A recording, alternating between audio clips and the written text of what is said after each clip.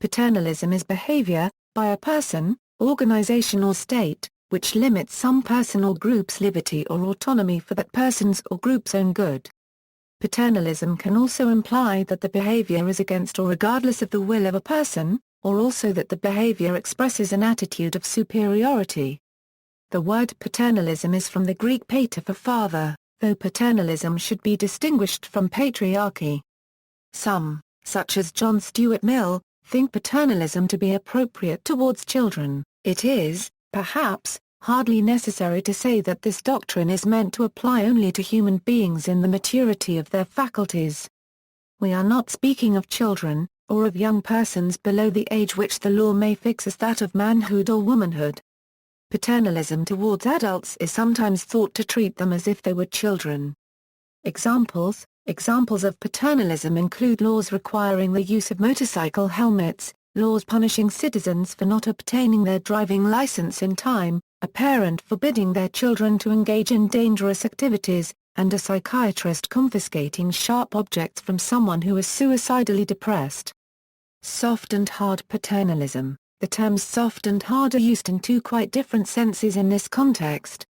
Philosophers, following Joel Feinberg's influential book Harm to Self, usually use soft paternalism for paternalism towards a person whose action or choice is insufficiently voluntary to be genuinely his or hers.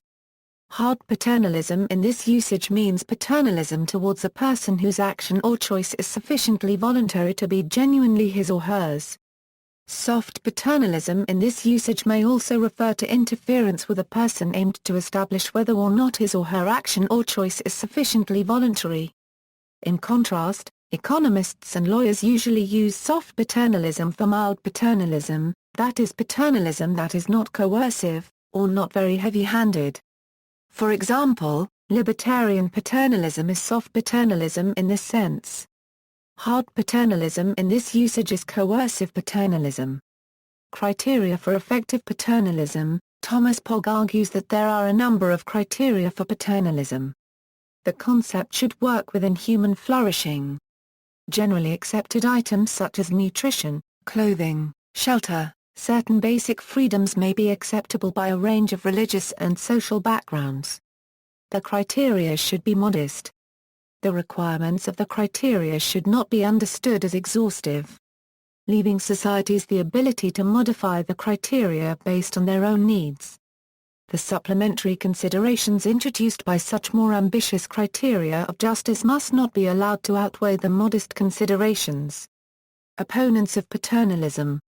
In his two treatises of government, John Locke argues that political and paternal power cannot be identified. Mill opposes state paternalism on the grounds that individuals know their own good better than the state does, that the moral equality of persons demands respect for others' liberty, and that paternalism disrupts the development of an independent character. On liberty he writes, "The only purpose for which power can be rightfully exercised over any member of a civilized community, against his will, is to prevent harm to others. His own good, either physical or moral, is not a sufficient warrant. He cannot rightfully be compelled to do or forbear because it will be better for him to do so, because it will make him happier, because, in the opinion of others, to do so would be wise, or even right."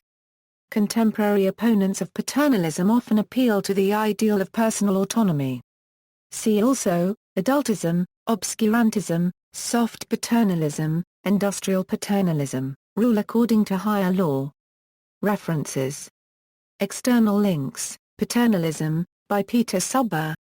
From Philosophy of Law, an Encyclopedia, edited by Christopher Berry Gray, Garland Pub, Colorado, 1999, Vol. 2, pages 632–635. Paternalism, by Gerald Dworkin. From the Stanford Encyclopedia of Philosophy.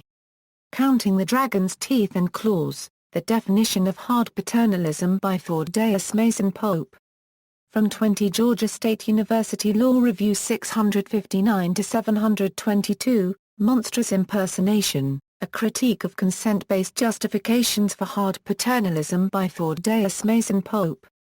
From 73 UMKC Law Review 681–713. is public health paternalism really never justified? A response to Joel Feinberg by Thaddeus Mason Pope. From 30 Oklahoma City University Law Review 121-207.